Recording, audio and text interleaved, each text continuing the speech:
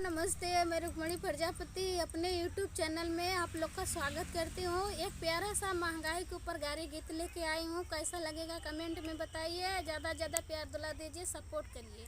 Hello दोस्तों, नमस्ते। मैं कंचन प्रजापति बोल रही हूँ।